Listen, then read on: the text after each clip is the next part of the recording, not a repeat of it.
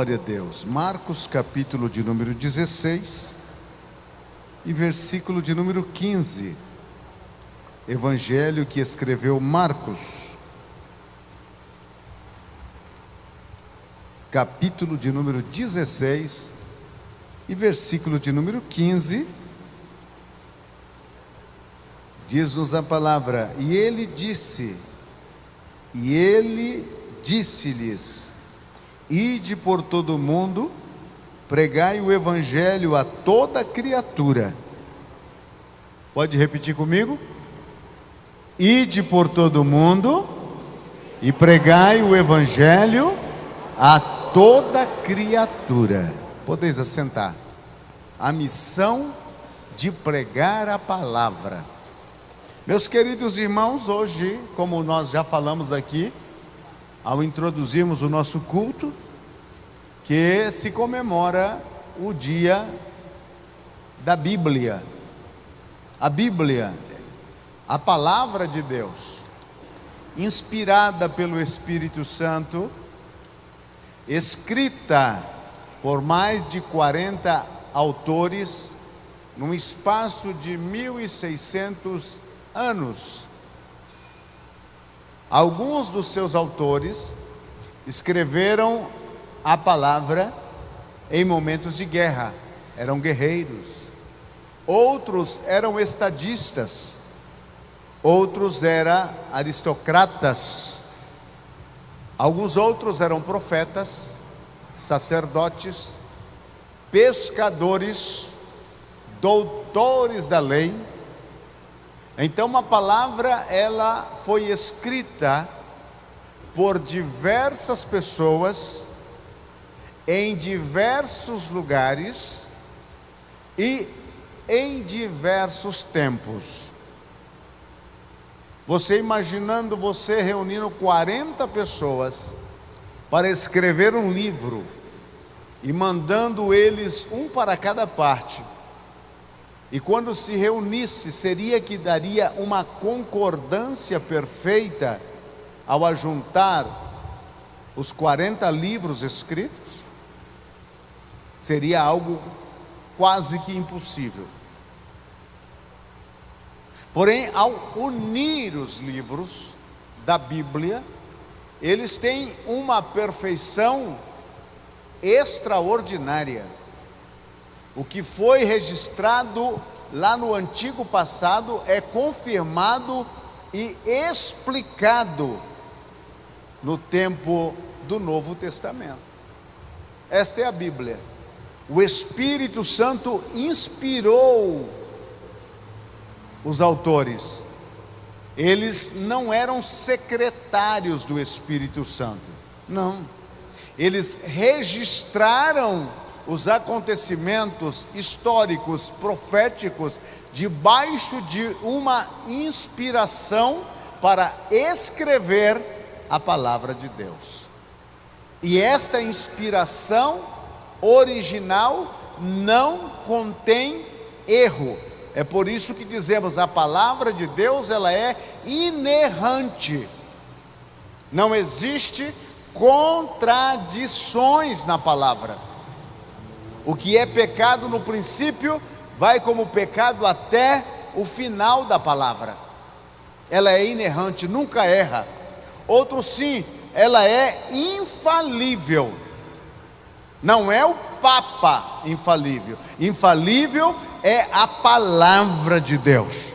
Jesus disse: passarão céus e terra, mas a minha palavra não há de passar. E ele também disse: a minha palavra prosperará naquilo que a enviei. Então a Bíblia, ela é o único livro inspirado, inerrante e infalível. O que é inspirado na Bíblia? A palavra em si, rodapé, número de versículo, número de capítulo, não contém inspirações. Esses auxílios, por exemplo, você que tem uma Bíblia de estudo e abaixo do texto está escrito algumas coisas lá, estes auxílios não são inspirados, porque a Bíblia é dividida em capítulo e em versículo. Capítulo e versículo é como o endereço da sua casa, para te encontrar. Por isso que nós dizemos Jeremias capítulo 10, versículo 10, é o endereço.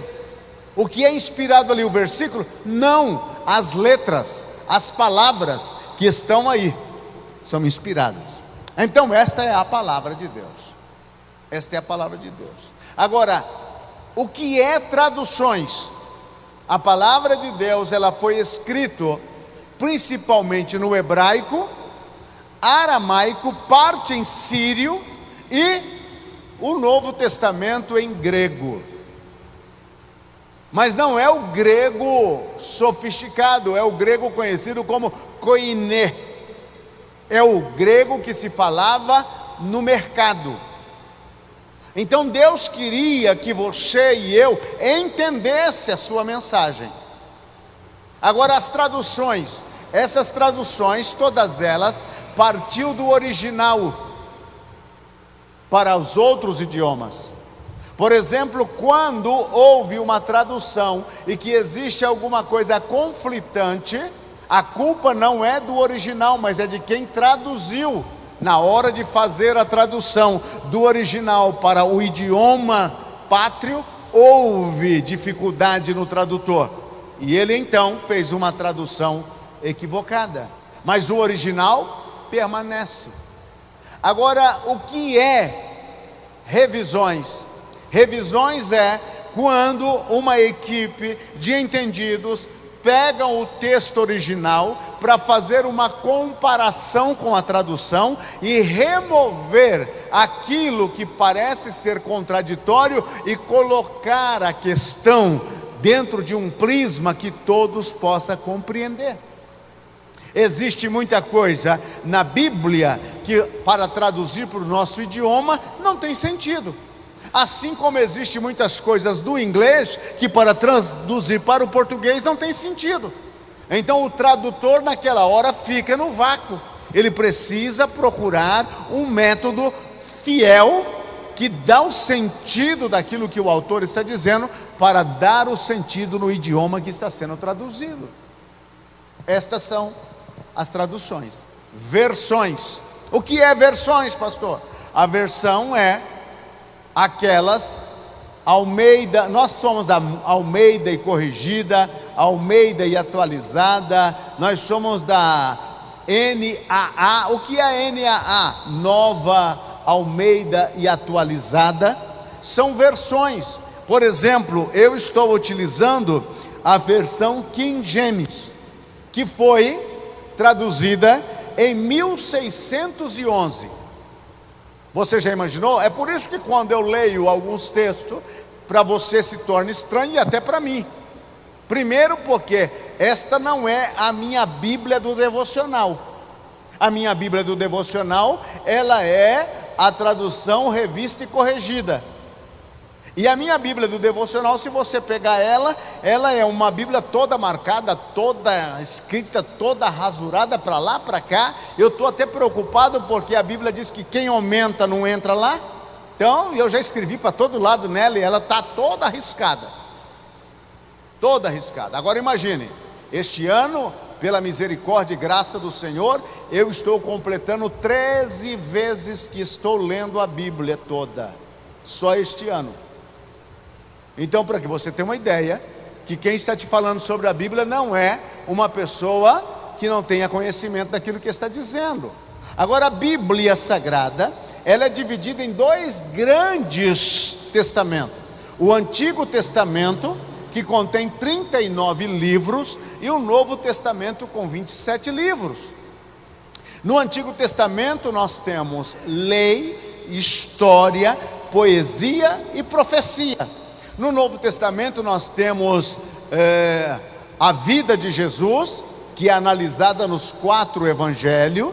Nós temos história, que é Atos dos Apóstolos. Nós temos as epístolas paulinas. Nós temos as epístolas gerais. Nós temos o livro da Revelação, que é o livro do Apocalipse. Esta é a Bíblia, o livro de Deus, para falar ao seu e ao meu coração. Então hoje é o dia dele. É o livro mais lido, mais vendido, mais estudado, mais analisado, mais meditado e o mais atacado. O livro. Se você colocar ele embaixo de todos os livros, ele é a sustentação de toda a cultura. Se você colocar ele por cima de todos os livros, ele nada mais é do que a coroa da escritura e literatura. Ela é poderosa, transforma a vida, transforma nações, transforma famílias, muda destino, muda vidas. Aonde chega a Bíblia, as trevas são dissipadas, porque a palavra de Deus é luz, luz para o meu caminho e lâmpada para os meus pés. A palavra de Deus quebra as algemas, porque através da exposição da palavra, os que vivem algemados no pecado e na miséria, eles são libertos pelo poder da palavra. A palavra também tira da ignorância espiritual, porque conhecereis a verdade e a verdade vos fará livres. Este é o poder da palavra.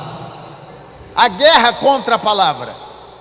Satanás, com todos os seus ardis e sua equipe, e não são poucos, são muitos, luta dioturnamente para eliminar a Bíblia Sagrada do contexto da sociedade.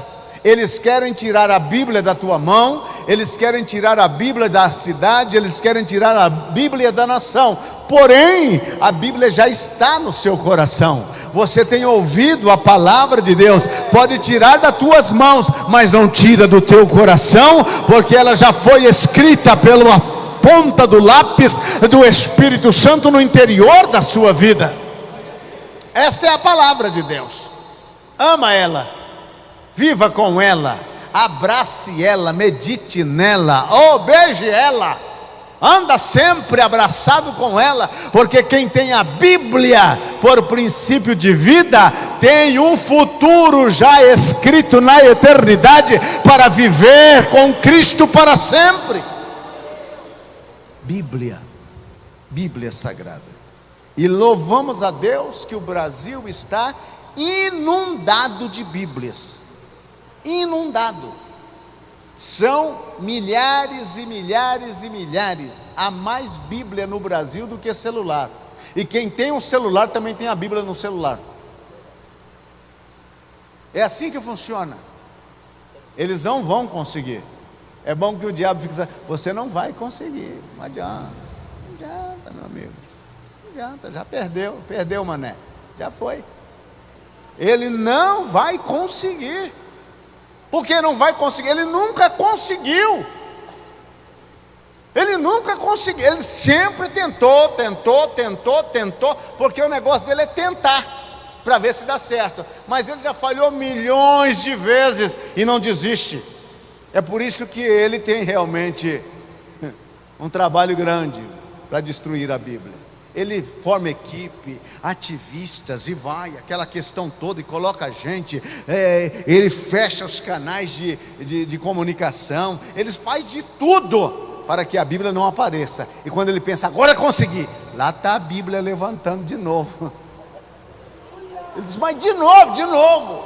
Sempre uma equipe dele falha, sempre uma equipe dele entra pelo cano. E a Bíblia continua.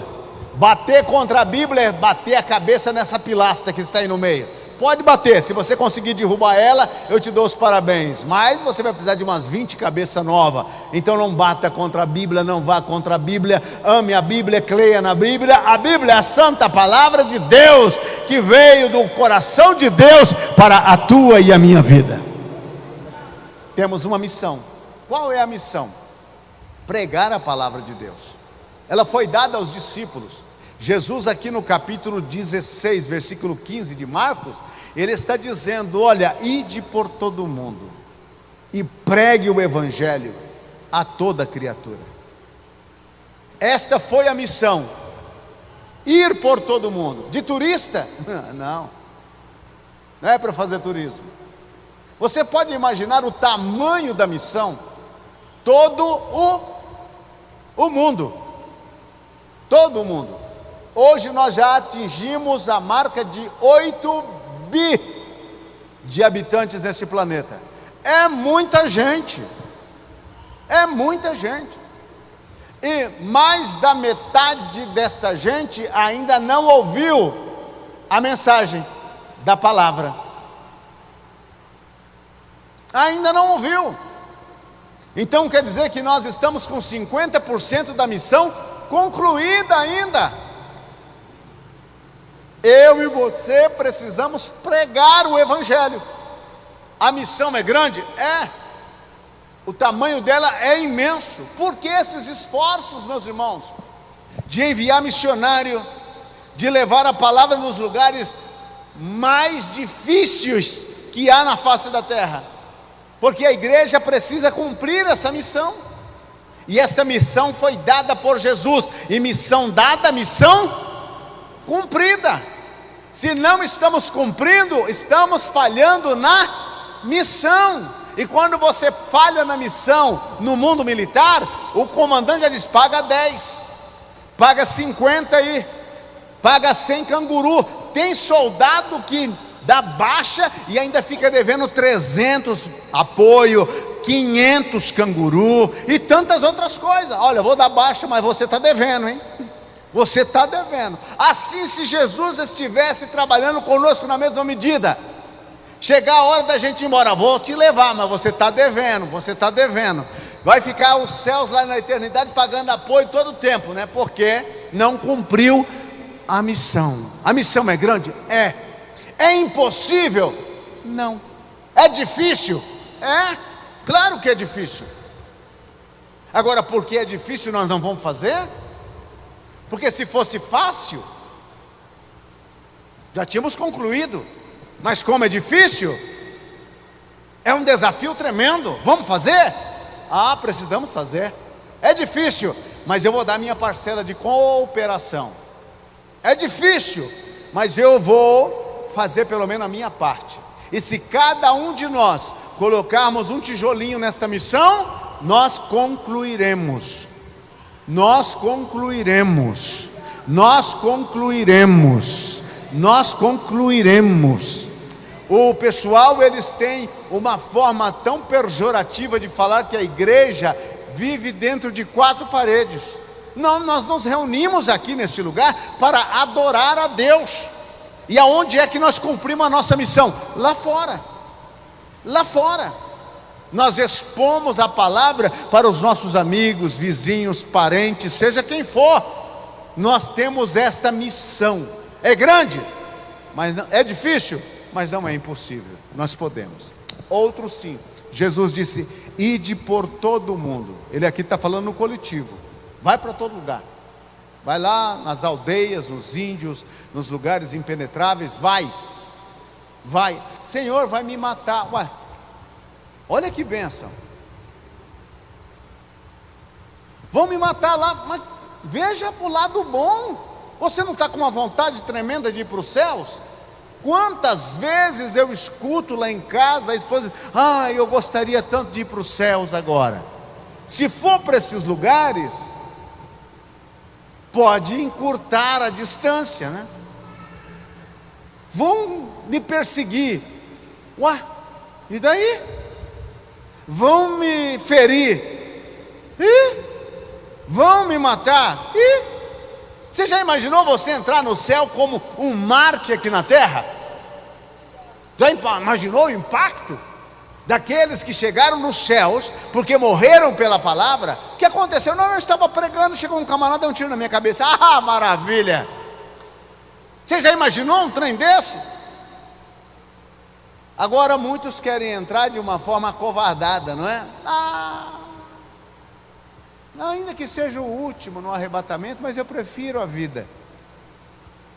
Meu irmão, pregar o Evangelho é colocar a vida em risco para salvar aqueles outros que já estão perdidos. Já estão perdidos. Então é todo mundo. Se o Senhor Jesus falar com você nesta noite, vá para entre os índios caceteiro. São os índios que tem no Amazonas. Eles andam com um cacete arrastando no pé. Se você for para lá, se o Senhor não te der graça, mais um herói chegará aos céus com rapidez, porque eles matam, eles não têm ainda comunicação com o mundo que nós dizemos civilizado. Eu ia dizer, eles andam nus, mas aqui hoje em dia está normal até do lado de cá andar nu.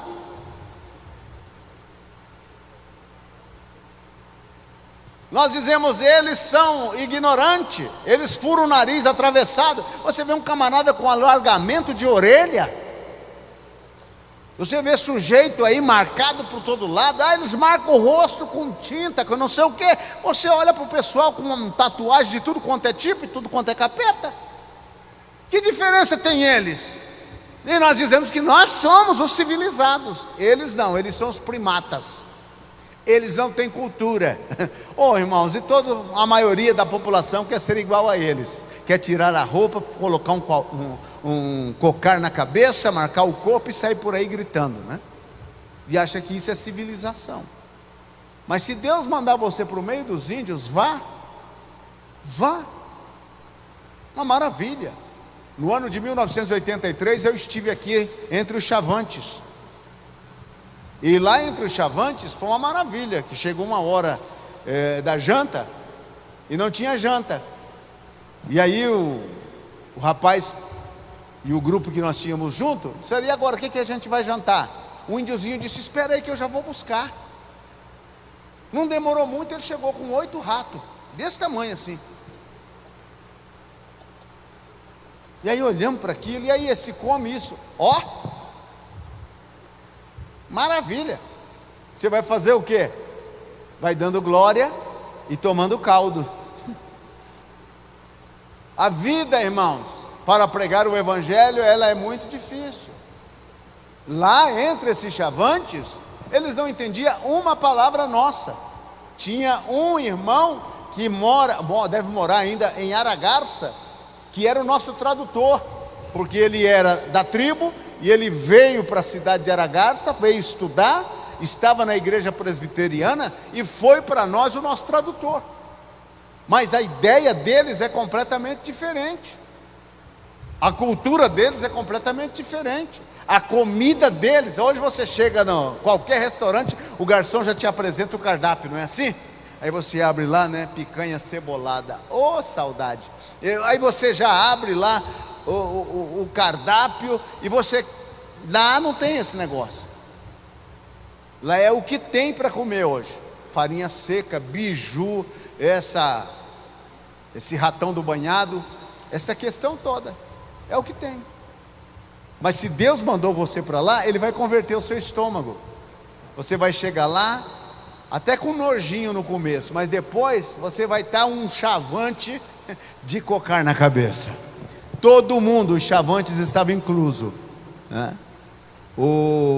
Todos os povos, todas as nações. O que eles deveriam fazer? A missão era, vão por todo mundo, e agora eles tinham algo a fazer. O que era que eles tinham a fazer? Pregar a palavra. Não é pregar conhecimento político, conhecimento científico, não.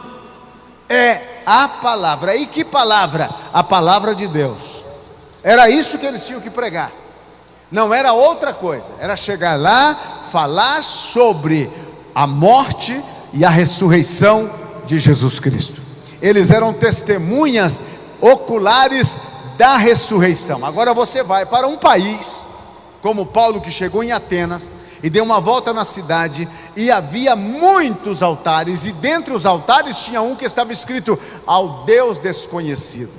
E Paulo começa a evangelizar um e o outro, e naqueles dias em Atenas todos queriam saber das novidades, o que é que estava acontecendo. O povo vivia nas praças debatendo as ideias, filosofia. Este era o entendimento deles. Levaram Paulo para o Areópago, que era um lugar, uma tribuna, onde Paulo poderia falar livremente sobre o que ele estava trazendo. E Paulo então começa a pregar, e eles estão ali todos ouvindo. E Paulo cita até os estoicos, ele cita os historiadores deles, e eles estão ouvindo. Mas quando Paulo disse que Jesus morreu e ressuscitou. Até aí eles ouviram e acabou. Por que acabou? Porque na cabeça deles era uma loucura você pregar um Deus que morreu. Deus não morre. Se Deus morreu, Ele não é Deus. Como é que Ele é Deus se Ele morreu? Deus não morre. Então para eles não entrava na cachola de que o Jesus que Paulo estava pregando tinha morrido. Eles nem pararam para ouvir que Paulo tinha dito que ele morreu, mas ressuscitou. Como pregar um Deus defunto? Como falar de um Deus que esteve na sepultura? Para uma mente completamente diferente. Os gregos que estavam sempre enaltecendo os seus heróis, a grandeza dos seus heróis. Como falar para eles? Eles não entendiam. Mas a morte do Jesus que morreu não fora por Ele próprio. A morte foi pelo pecado de todos os homens, incluso o teu e o meu. Eles não entenderam isso. Expulsaram Paulo. Agora esses homens recebem essa incumbência de falar desse Jesus. E a mesma incumbência está a nosso dispor. E a nossa responsabilidade. Falar da morte de Jesus. Mas não ficar somente na morte. Falar também que Ele ressuscitou. Aí você diz, mas pastor, eu não estava lá. Eu não estava lá. Quem estava lá é Pedro, João, aquela gente. Eu não estava lá, mas a Bíblia está falando. A palavra está falando. Eu não estava lá, mas está registrado na palavra o que aconteceu. E ela é a palavra de Deus. Se isto que está na minha mão não é a verdade, nós estamos completamente destruídos. Paulo disse no capítulo 15 de 1 Coríntios: se Cristo não ressuscitou, a nossa fé é vã, permanecemos ainda no pecado, e nós somos ministros mentirosos. Ora, mas Cristo ressuscitou, primícia dos que dormem, e está sentado à mão direita das alturas, o nosso Deus.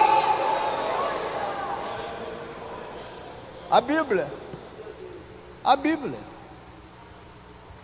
não há engano aqui, é a palavra de Deus, que está aqui, para orientar a sua vida, e basta você ver, que a pessoa que aceitou a Cristo foi por intermédio da palavra.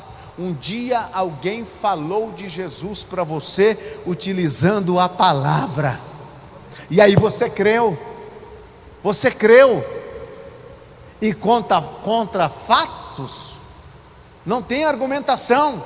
Pode argumentar o que quiser, pode dizer que é escrita por homem, pode dizer que é a voz do homem, pode dizer que papel aceita qualquer coisa, mas a palavra de Deus é palavra de Deus, viva, eficaz, que penetra como espada de dois gumes, que divide juntas e medulas, alma e espírito. A santa e poderosa, era a mensagem deles.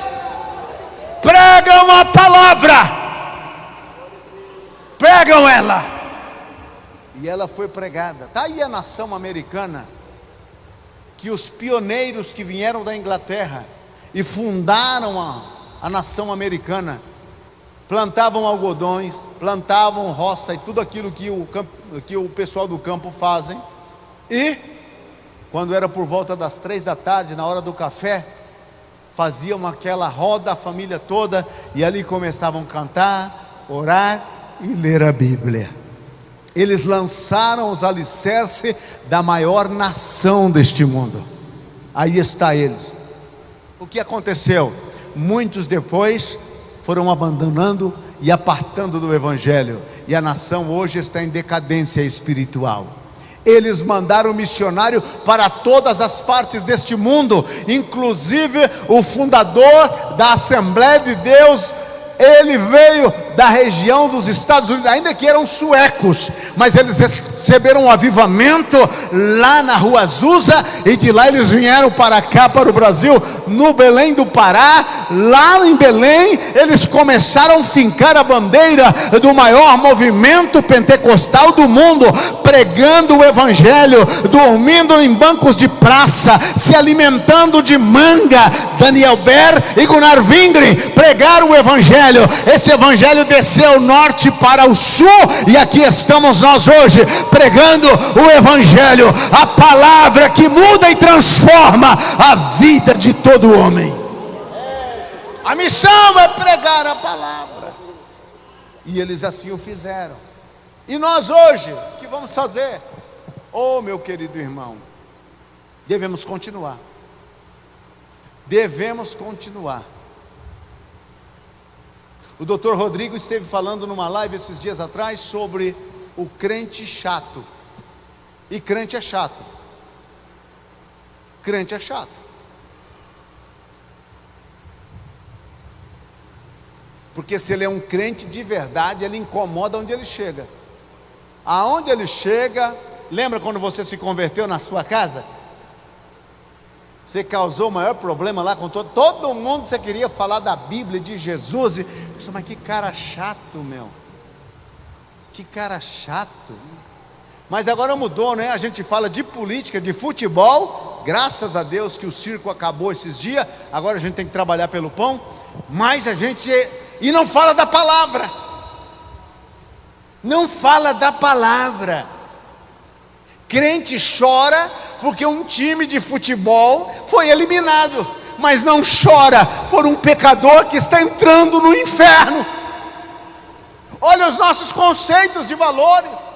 Gastamos para poder patrocinar isso e aquilo, mas não gastamos as nossas vidas para promover pessoas aos céus. Jesus decide por todo mundo: pregue a palavra, pregue ela. E uma das formas que Satanás está conseguindo é fazer a gente calar. Mas Jesus disse: se o meu povo se calar, eu levanto outro. Se estes se calarem, até as pedras vão clamar.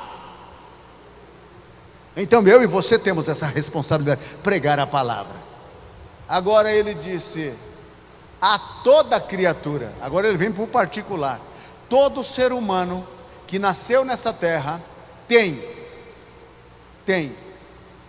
o direito de ouvir a mensagem do evangelho. Todo ser humano tem esse direito. Jesus disse: é a toda criatura. Você está dizendo: é a barba dele que está queimando. Então o que me importa?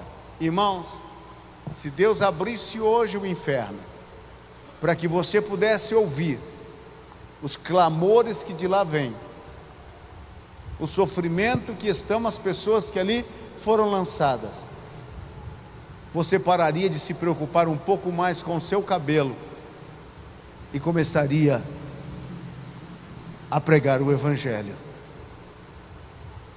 Nós temos muitas atividades. Passamos a semana inteira, a nossa igreja aqui, falando nós. Segunda-feira é aula de teologia. Terça-feira, culto de ensino. Quarta-feira as irmãs se reúnem. Quinta-feira tem oração. Sexta-feira tem aula de música. Sábado tem ensaio. Depois do ensaio tem mais ensaio. Domingo tem escola dominical. Depois à noite nós temos o culto. Nós temos atividades. Atividades. Então nós preenchemos a nossa vida com atividades e esquecemos de pregar o evangelho. De pregar o evangelho. Nós não estamos pregando o evangelho nem para os nossos parentes, nem para os nossos vizinhos. As pessoas olham para nós como que dizendo: e aí? Vai me falar desse Jesus ou não vai? Estou morrendo, vou morrer, estou acabado. Jesus disse a toda criatura, todo ser humano tem o direito de ouvir o evangelho, e todo crente tem a responsabilidade de pregar o evangelho. Não importa, Paulo disse, em tempo e fora de tempo. Você vai chegar num lugar onde você diz: aqui não tem como o evangelho prosperar. Você não tem que analisar o lugar. A sua responsabilidade não é analisar, a sua responsabilidade é pregar. Abra a tua boca e fala, porque quando você abrir a boca e falar sobre a mensagem do evangelho, você vai ver que corações que ainda endurecidos estejam, serão quebrantados e os joelhos vão dobrar-se diante do Cristo. Todo ser humano precisa ouvir. Eles têm o direito, e nós temos o dever. E Paulo disse: ai de mim. Esse ai de mim sai lá do fundo da alma. Ai de mim, se eu não pregar o evangelho. Ai de mim. Ai de mim, eu recebi essa missão, e se eu não cumprir esta missão, eu estou morto. Eu tenho responsabilidade com aquele que me comissionou. Então missão é cumprir com essa responsabilidade, com esse dever. Pastor, mas todo mundo já ouviu o evangelho, mas ainda não ouviu da tua boca. Todos ouviram, mas ainda não ouviram através de você. Não é pelo fato de que o vizinho já ouviu e eu devo parar. Não, eu tenho que ir lá, eu tenho que falar. O atalaia ficava na torre, e ele tinha a responsabilidade de anunciar o perigo. Vamos supor que no turno da manhã teve um atalaia que viu o perigo se aproximando. Ele gritou: olha, vem vindo um perigo. Trocou de turno, o turno da tarde está lá na torre de vigia, e de repente ele também sabe do perigo, mas disse: o atalaia do turno da manhã já anunciou, posso ficar calado? Não, o da manhã já anunciou, mas o da tarde precisa anunciar. Olha, está vindo o perigo. Porque se o perigo chegar e matar aquelas pessoas, aquele atalaia que ficou caladinho será julgado. Mas o outro não falou? O outro será inocentado. Ele falou, eu não falei, então eu serei julgado. Todos já ouviram, pastor, mas não ouviram da tua boca. Quem sabe você é a pessoa escolhida pelo Espírito Santo para conduzir esta pessoa aos pés de Jesus. Quem sabe ele já ouviu de A, de B e de C, mas essas pessoas que falou a ele não despertou a confiança necessária, e você chegou porque ele tem analisado a sua vida, e você falou a ele, ele olhou para você e disse: eu quero. Você está falando, eu quero. Aleluia. Toda pessoa tem esse direito, e de pregar o evangelho a toda criatura. Jesus não disse a todos os filhos de Deus, porque o homem, antes de aceitar Jesus, ele é uma criatura de Deus. A toda criatura, e aí ele disse: quem crê, olha o terreno da possibilidade, quem crê será salvo, mas quem não crê será condenado.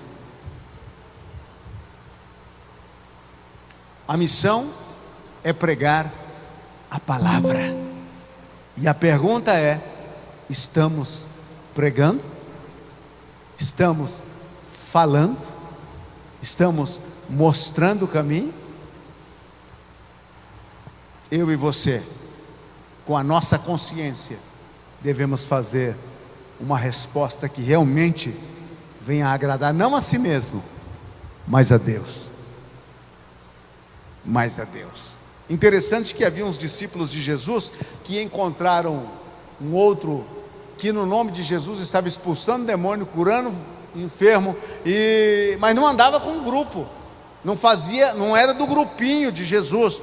E aí João chegou e disse: Senhor, encontramos um sujeito lá que no teu nome expulsando demônio, e estava curando enfermo, e proibimos ele.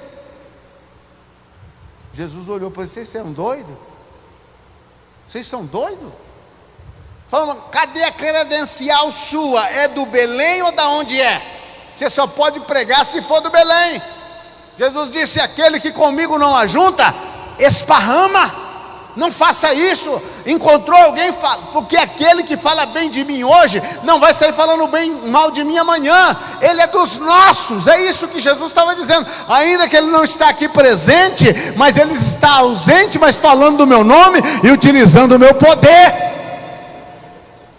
Um pastor me perguntou um dia: pastor, o senhor não fica preocupado com esse monte de igreja que está abrindo? Eu disse: não. Para mim, eu prefiro que abra milhares de lugares onde se prega o evangelho, do que bares, do que boates, do que biqueira onde vende cocaína, marihuana e toda essa coisa. Eu prefiro isto, porque quanto mais oportunidades sejam abertas, maior o cliente pode ser alcançado. Depende somente disso. Então não é pelo fato de que você faz parte da Assembleia de Deus e que os outros estão fazendo. Interessante, notou que quando alguém está fazendo alguma coisa, aquele que não faz, a primeira coisa que ele faz é criticar? Ele está pregando mais. Sempre tem um mais, né? Está pregando mais, a vida dele é um desastre, a família dele é um desastre. E o outro que tem a vida certinha, a família certinha, não prega. Para Jesus, qual dos dois tem mais importância? O que está fazendo, o que ele mandou. Nós encontramos as pessoas fazendo alguma coisa e a gente quer logo silenciar eles. Não, você não tem que estar lá na praça às 10 da noite. Que é isso? Não, você não pode. Quem disse que ele não pode? Ele foi comissionado por Jesus, como toda a igreja. Nós precisamos parar de criticar quem está fazendo e mudar o nosso perfil, nos juntar a quem está fazendo. Está fazendo? Vamos lá, vamos se colocar ao lado. Sempre tem um espaço para alguém ajudar a carregar o piano. Vem cá, meu irmão, vem para dentro, vamos conosco. Você só pode estar fazendo volume. Quem sabe a primeira vez você foi para fazer volume, a segunda para fazer volume, da terceira em diante você já é parte da equipe. Assim é que funciona. Jesus disse: ide por todo mundo, pregai o evangelho a toda criatura. Todas as vezes que você encontrar alguém pregando o evangelho, não o critique. Ele não sabe falar. Você que sabe por que não está pregando, não critique. Mas ele não pode falar isso, não critique. Se você não pode ajudar, por favor, também não atrapalha. O chamado é para todos nós. Ele está tentando com a enxadinha dele fazer o que pode, e você que tem todos os meios para fazer e não faz. E Jesus fica olhando para você e disse: vai meu filho, vai meu filho, vai meu filho, vai. E aí você diz: ai Senhor, como é que eu vou? Como é que eu vou? Vai meu filho, vai nessa tua força. Há vizinhos teus que estão te esperando, querem te ouvir. Eu gostaria tanto que essa semana você colocasse como objetivo e começasse a orar por um vizinho lá. Sabe aquele vizinho que coloca a vitrola bem cedo para você acordar e você fica com raiva? Ora, não para Deus, prepara e leva, tá? Ora a Deus e vai lá evangelizá-lo. Vai lá falar de Jesus para ele. Quem sabe é isso que ele está esperando. Ele está tentando chamar a sua atenção. Mas o vizinho dali é bêbado, o outro é não sei o que, o outro é não sei o que. Meu querido, se nós formos encontrar defeito para pregar o evangelho, a gente nunca vai pregar. Jesus não disse que seria fácil, mas ele disse uma coisa extraordinária: eu estou convosco. Eu estou convosco. Você vai entrar em casa aonde o pessoal invoca entidades das trevas, mas Jesus vai dizer: eu estou convosco. Eu estou convosco. Satanás armará de todos os meios para você parar, mas Jesus vai dizer: não cale, mas fale, porque eu estou convosco. Eu estou convosco. Eu estou convosco. Vão dizer: vou te matar. Jesus disse: não mata, porque eu estou convosco. Vão te perseguir, pode vir, mas eu estou convosco. Se você quer a presença de Jesus com você, pregue o evangelho. Pregue o evangelho. Cantar não é pregar o evangelho. Cantar é usar o cântico para adorar a Deus. Quando o nosso cântico é uma adoração, porque tem uns cânticos que passa bem longe de adoração. O que é pregar o Evangelho? É abrir a tua santa boca para uma pessoa que não crente e falar a ela sobre o plano da salvação que Jesus veio concretizar na cruz do Calvário em favor de todo ser humano. Faça isso. Faça isso. No dia da Bíblia, ela deve ser pregada. Ela deve ser pregada. A Bíblia foi falada para ser escrita e foi escrita para ser falada. Pregue a Bíblia.